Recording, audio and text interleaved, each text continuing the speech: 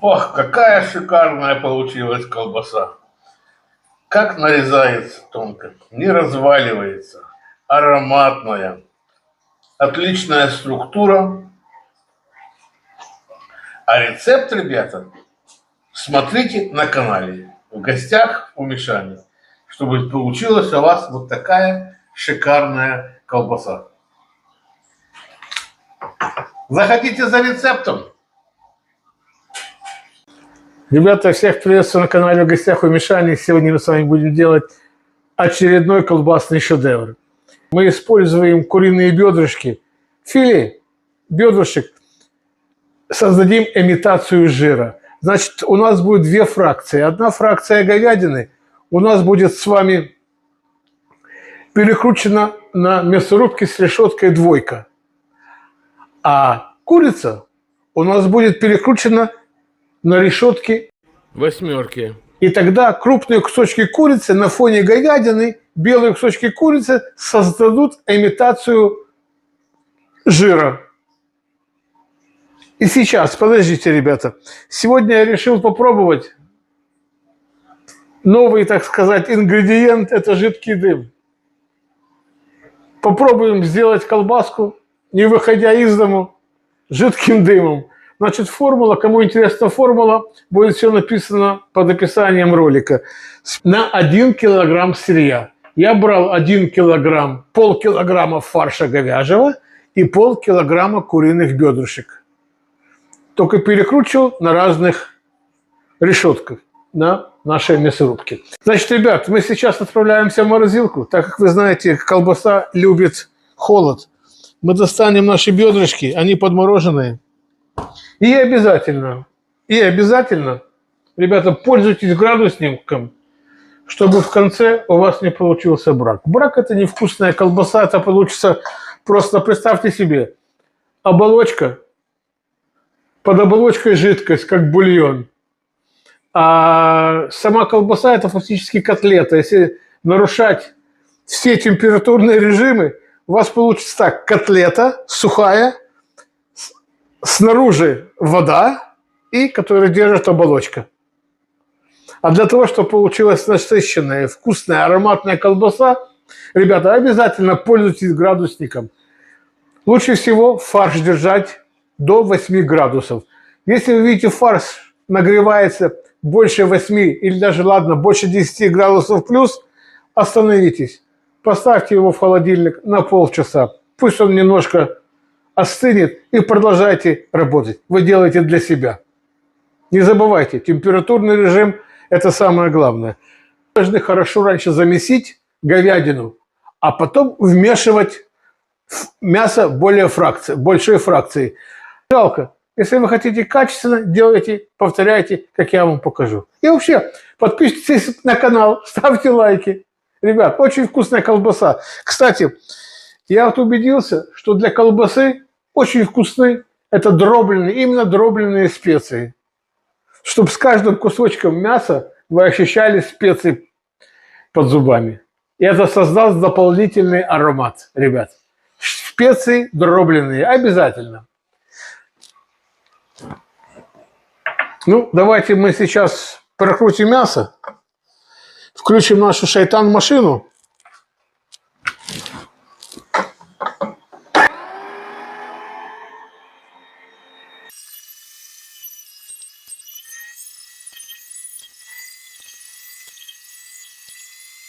Вот, друзья, вот такие вот кусочки, ребята, у нас получились, видите, как будто рубленые. А на самом деле оно прокручено на мясорубке. Видите, какие кусочки? А теперь представьте, на фоне красной говядины это вкрапление будет самой колбаски. И это будет имитация жира. И вам будет казаться, что это колбаса со свининой, но это будет колбаса говяжья и куриные бедра. Ну вот, ребята, мы сейчас эту красоту поставим в морозилку и достанем наше говяжье мясо, которое находилось на подморозке. Здесь полкилограмма говядины. Давайте немножечко ее вымешаем, чтобы она была готова принять куриное мясо. Потому что говядину нужно чуть дольше вымешивать. Значит, ребята, до блеска, до белковых нитей. Перед тем, как мы будем вымешивать фарш, мы добавим немножко соли нитритной. И будем вымешивать. Ребят, до липкости вымешиваем. Мяса здесь немного. Я даже перчатку теплую не одевал. И не забудьте добавить еще примерно 100 миллилитров воды. Мы с вами говорим специи и воду на килограмм мяса. У меня, конечно, больше будет, но чтобы вам было легче, я вам дам на килограмм мяса, ребят.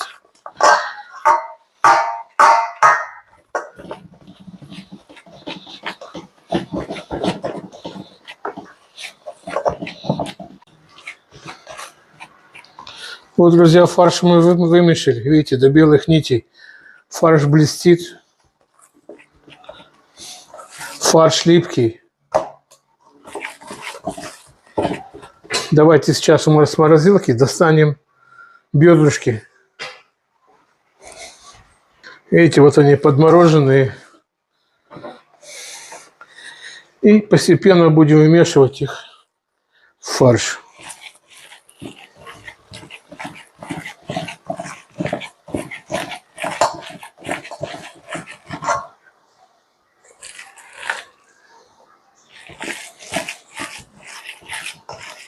Ребята, колбаска будет очень вкусная.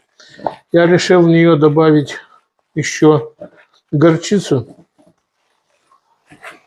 Зерна горчицы. Будет очень вкусно, ребята. И все будут специи дробленые. Видите, мясо примерзло.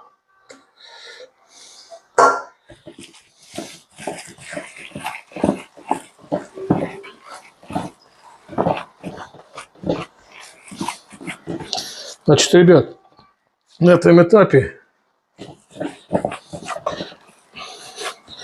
вот так. Вот на этом этапе мы начнем добавлять специи. Значит, перчаточку я одну снимаю, вторая остается чистая у меня, видите? Поставим, чтобы не мешало. Возьмем шикарную мельницу, которая мне очень нравится. Видите? Давно искал такую мельницу. Ну и всыпем наши специи и будем их прокручивать, перемалывать.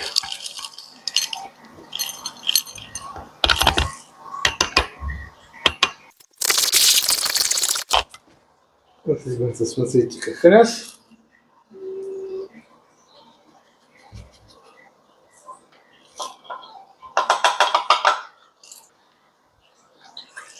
Я просто хочу вам сказать, я вам напишу все специи, сколько жидкости на 1 килограмм сырья, ребята.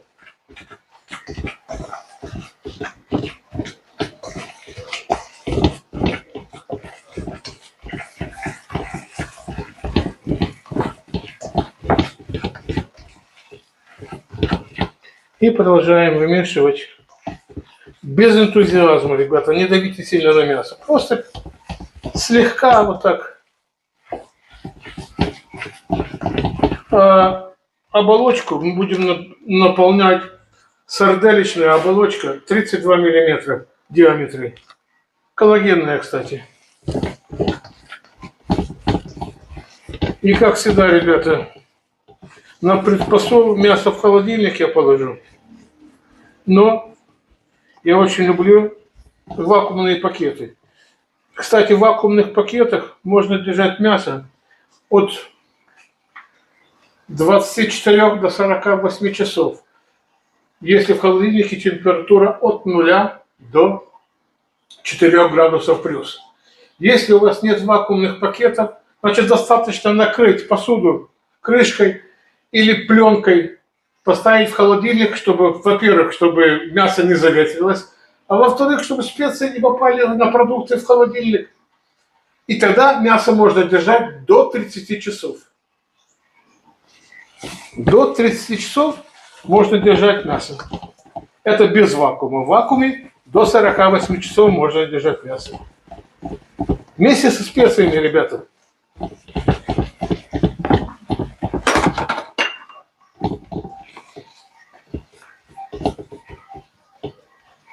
Вот теперь, ребята, мы с вами начнем интересную процедуру. Мы добавим с вами жидкий дым. Жидкий дым нам нужно хотя бы здесь 50 грамм холодной воды. На килограмм веса 1 миллилитр жидкого дыма, ребята. 1 миллилитр. Если вы любите слишком копченое, можно максимум 2 миллилитра жидкого дыма на 1 килограмм мяса. Ребят, но если вы уже добавляете жидкий дым, коптить колбасу уже не надо. Это будет достаточно. Давайте попробуем, что у нас получится. Я поделюсь с удовольствием с вами вкусом и расскажу разницу. А может и не увижу этой разницы.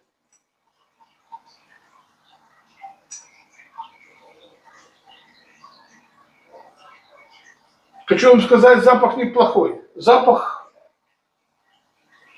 резко сильно концентрированный, копчение. Это хикори. Давайте попробуем сделать то, что у нас получилось. Я, конечно, взял больше, потому что у меня мяса больше. Давайте вольем. И будем вымешивать, пока вся вода не впитается в наш фарш.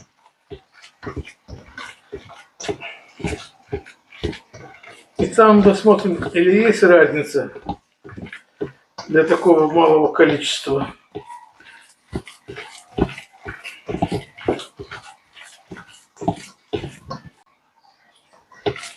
Ну, вот так, ребята, запах, конечно, идет обалденный, специи и копчение. Очень интересный запах. Я думаю, мы ее сварим и коптить ее не будем. Ну, попробуем, посмотрим. Я не хочу переусердствовать жидким дымом, что первый раз я его делаю. Мне просто интересно, как это получается. То, что колбаса будет 100% мясная, это уже радует, ребят. Ну, все, ребят. Сейчас я ее завакуумирую. Когда я ее завакуумирую, мы с вами встретимся. Ну вот, друзья, мясо мы завакуумировали. Вот так оно будет храниться в холодильнике. Я думаю, завтра мы с вами будем набивать оболочку. Значит, в холодильник на сутки. Можно, конечно, до 48 часов. Но мы сделаем на сутки в холодильник, в вакуумной упаковке, еще раз повторяю, только в вакуумной упаковке можно держать мясо до 48 часов. В холодильнике при температуре от 0 до 4 градусов. Значит, мясо до завтра. Завтра будем набивать и будем делать наш шедевр, ребята. Ну вот, ребята, я открыл фарш. Давайте понюхаем его на копчение. То, что мы вчера добавляли жидкий дым. 1 миллилитр на килограмм мяса. Ну, ощущается такой далекий-далекий запах копченого. Может быть, потому что она еще сырая. Вкус не сконцентрировался, потому что она с жидкостью. Давайте посмотрим, сварим и проверим. Если запах останется яркий, копчение, значит, не будем ее коптить. А если будет где-то отдаленный, напоминающий копчение, на полчаса я ее подкопчу. Все-таки 1 миллилитр на 1 килограмм, ребята, это мало. Надо хотя бы 2 миллилитра на килограмм. Давайте забьем наш шприц, а перед этим хорошо вымешиваем еще фарш.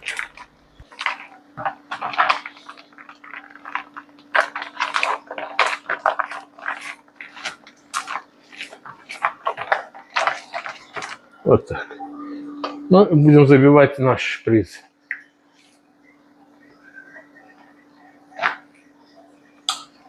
Ребята, забиваем плотно, забиваем просто фарш, чтобы не было лишнего воздуха.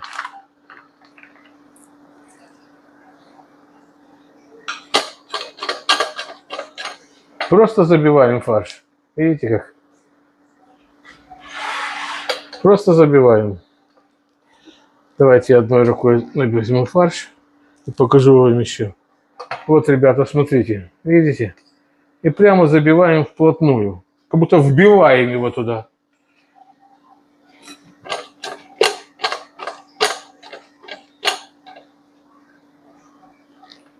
Видите?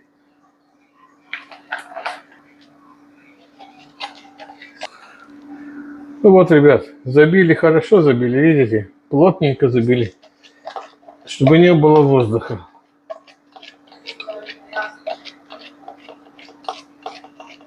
Вот так. Фарш холодный. Фарш примерно 6 градусов, ребята. Это нормально для забивки. Мы же не будем его вмешивать и нагревать. Ну вот все, ребята, сейчас я одену новую перчаточку, потому что колбаска. И будем с вами набивать оболочку.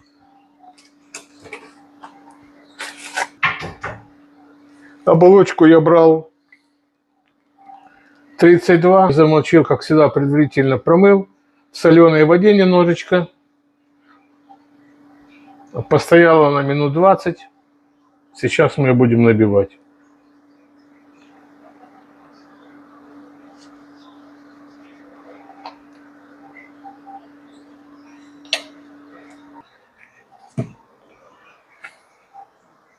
Значит, поршень, прикрутим сзади поршень, который толкает мясо. Фарш, мясо. Вот так. Как всегда, ребята, подведем фарш к концу цепки, чтобы не было воздуха. Это главное. Потому что где в колбасе будет воздух, там будет собираться жидкость, вода при варке.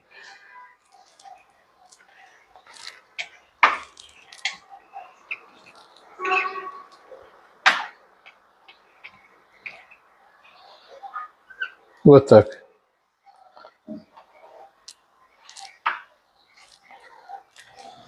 Я хочу вам сказать, что оболочка для сарделек, она тоньше, чем для колбасы.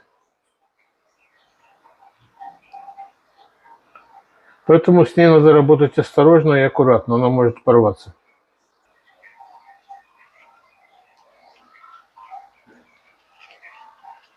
Ну и вот, ребята, мы одели ее.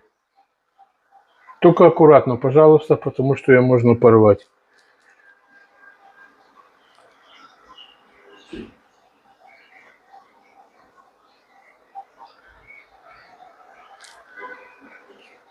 Конец, как всегда, можно завязать.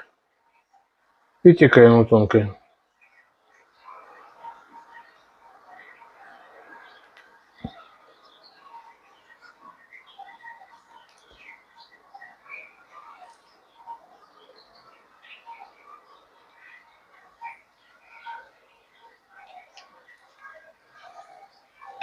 Ну и так, как всегда, придерживаем и запускаем ее.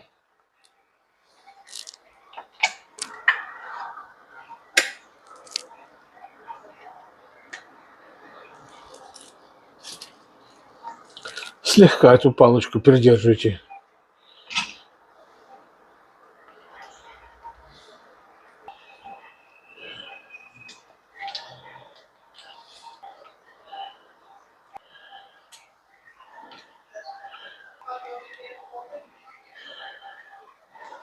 Ребят, вот такая вот палочка у нас получилась. Видите? Значит, опять так же самое мы делаем. Одеваем оболочечку. Очень аккуратно старайтесь с этой оболочкой.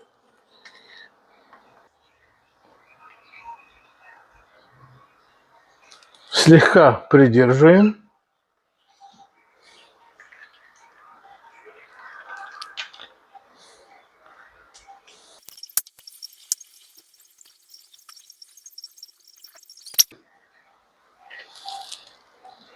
И вот такая вторая колбаска у нас готова, ребят.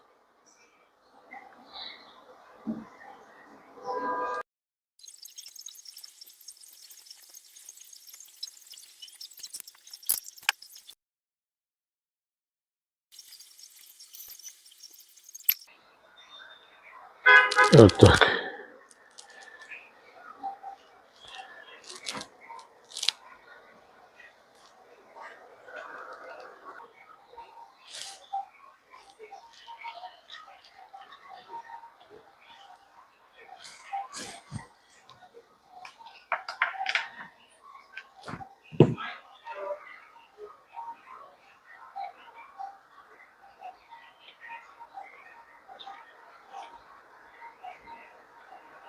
Такие большие. Ну, нормально, достаточно.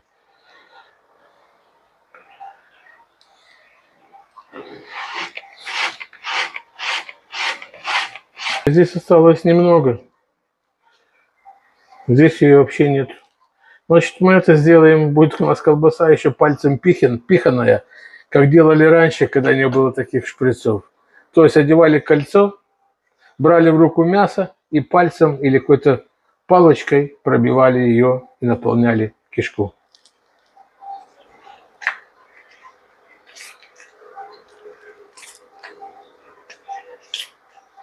Вот оно все и чистое.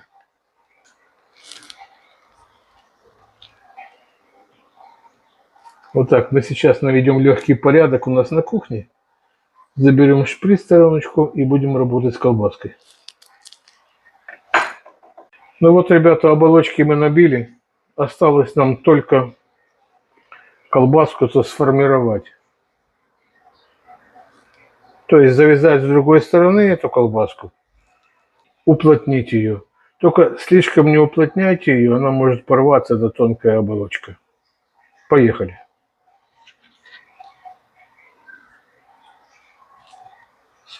Как всегда я говорю, одну сторону мы немножечко нажимаем и опускаем весь фарш к низу ближе.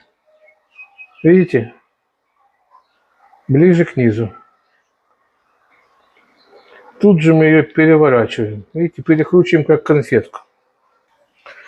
Объясняю, ребята, уплотняйте ее, чтобы она была только упругая. Она не должна быть каменная, она должна быть упругая. Чтобы не переборщить, чтобы она не лопнула. Оболочка сама. Ну и как всегда, закрутили.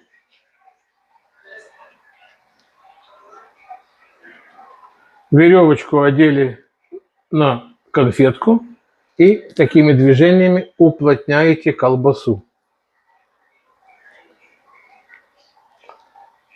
Вот видите, вот такими движениями вы уплотняете вашу колбасу. Только чтобы не порвать ее. Вот так будет достаточно. Ну и завязывайте в конце, ребят. Вот у вас получилась, посмотрите, какая красивая колбаска.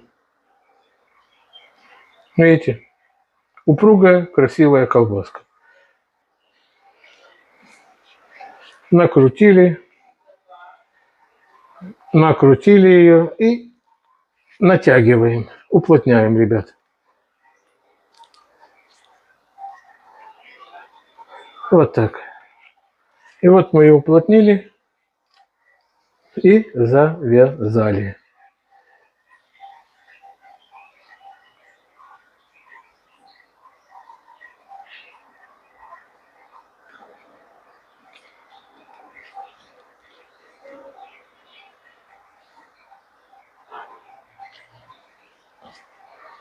И вот такая вуаля, такая колбаска. Ребят, смотрите, какая упругая у нас получилась. Ну и мы сейчас всю остальную колбаску завяжем. Включимся, когда будем выпускать пузырьки воздуха с колбаски. Ну вот, друзья, мы уплотнили наши батончики. Колбаса упругая, шикарная. Я раньше думал сделать как бублик, а потом подумал, посмотрел в духовку, если я все сделаю бубликом, не хватит мне места для всей колбасы в духовке, потому что они занимают место.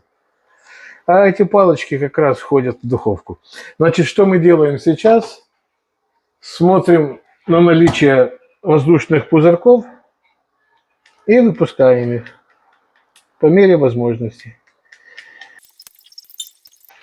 Ну все, сейчас мы ее подвесим над умывальником, как всегда, пусть лишняя жидкость течет. Потом ее упакуем, повесим в холодильник на дверку. Пусть себе висит на осадке. Это очень важный процесс осадка. До завтрашнего дня, а завтра мы ее будем варить, ребят. Она варится быстро, тут диаметр 32. Я думаю, за 1,5-2 часа она у нас варится. Друзья, колбаса отеплилась до комнатной температуры. Сейчас происходит первый этап приготовления колбасы. Это сушка. Духовка на 60 градусов. Верхний, нижний тен включен, плюс конвекция. Первый этап будет происходить до достижения внутри колбасы примерно 35-40 градусов. Этап сушка, ребята. Как видите, 2 градусника. 1 градусник контролирует температуру духовки, другой градусник контролирует температуру самой колбасы. При этом этапе можно периодически открывать дверку духовки, чтобы выходил пар. То есть будет собираться конденсат, чтобы он выходил.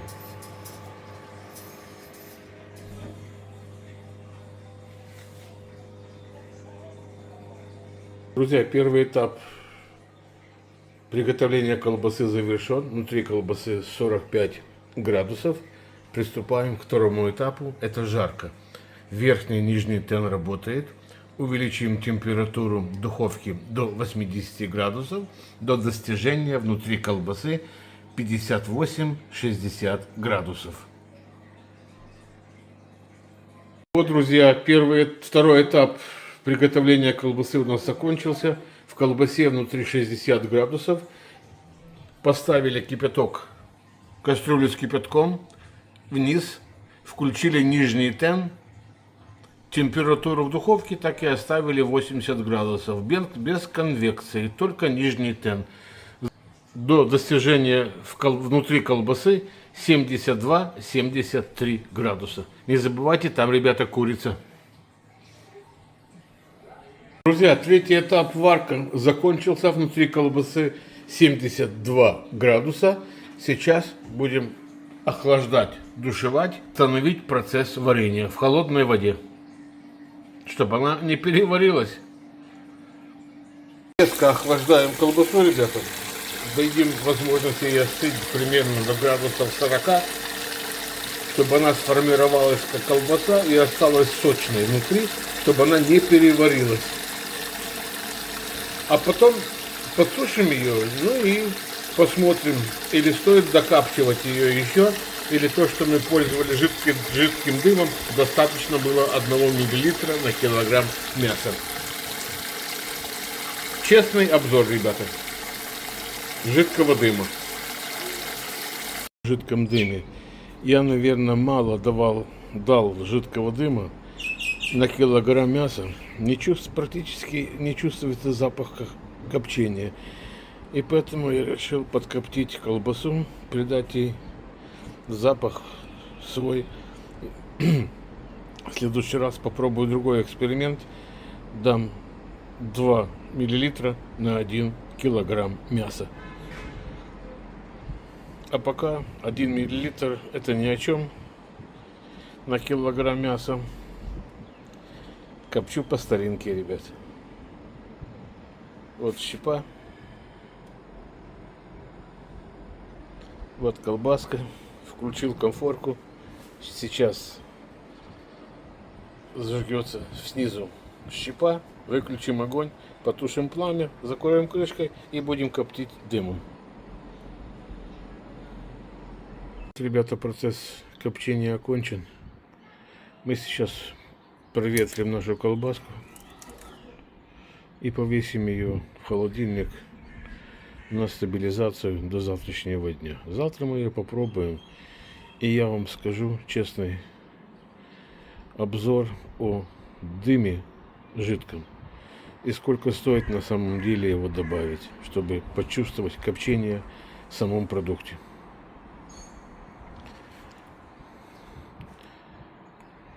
Вы видите, вот бедра куриные создали нам имитацию жира. Видите? Это все беленькое. Это все кусочки курицы. И плюс дробленые специи. Вы видите? По всей колбаске дробленые специи. Это обалденная вкусная будет колбаса и ароматная. Видите? Запах, конечно, обалденный. Друзья, прошла ночь, колбаса провисела в холодильнике на стабилизацию. Я все-таки вчера ее подкоптил, потому что 1 миллилитр жидкого дыма на килограмм мяса – это мало. В следующий раз добавим больше. Все-таки запах, ребята, живого копчения – это ни с чем не сравнится. Я, конечно, не знаю жидкий дым, я, видно, мало его дал. В следующий раз дам больше. Значит, посмотрите, о чем я говорил. Все эти специи наши, дробленые, видите, как красиво они. Какой красивый делают узор колбаски. И вот обратите внимание, то, что мы с вами говорили, белый, как кусочки курицы, они напоминают, как кусочки жира. Вы видите, как красивая колбаска, рельефная какая получилась. Очень красивая рельефная колбаска получилась. Запах, конечно, обалденный. Первоначально, когда я добавлял этот икорий, я подумал, стоит больше дать. Но на инструкции было написано 1 миллилитр на килограмм. Это недостаточно. Я думаю, 2 миллилитра на килограмм будет немножко ощущаться по-другому. В следующий раз я сделаю другой эксперимент. Я сделаю полфарша. Я сделаю 2 миллилитра на килограмм. А вторые полфарша мы сделаем с вами живое копчение. А потом сравним, сделаем сравнительную дегустацию между тем жидким дымом и между живым дымом. Ребята, давайте посмотрим, что у нас получилось, конечно. Уже слюни текут, хочется попробовать. Давайте мы ее с вами разрежем. Давайте мы разрежем с вами, посмотрим. Ну, плотненькая колбаска, хорошая.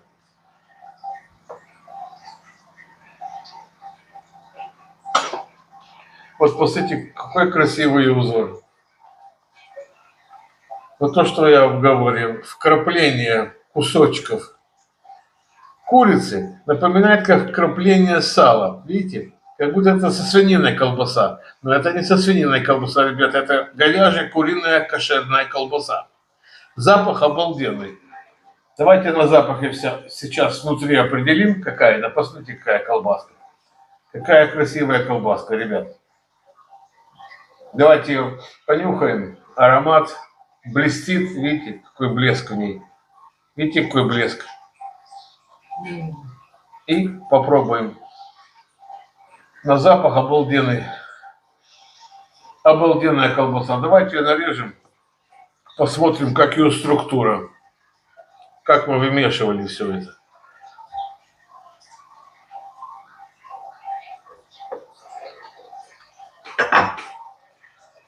Вот, друзья, обратите внимание.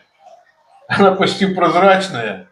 Видите, какая она эластичная. Она не валится. Вымешивали правильно. Мы не нарушали температурные режимы. Ни жидкости нету под оболочкой. Колбаса блестит, гибкая, видите, какая, и не ломается. Это самый важный показатель. Ну, давайте теперь попробуем. Да, кстати, оболочку, ее можно кушать вместе с оболочкой. Эту оболочку можно кушать, она тонкая.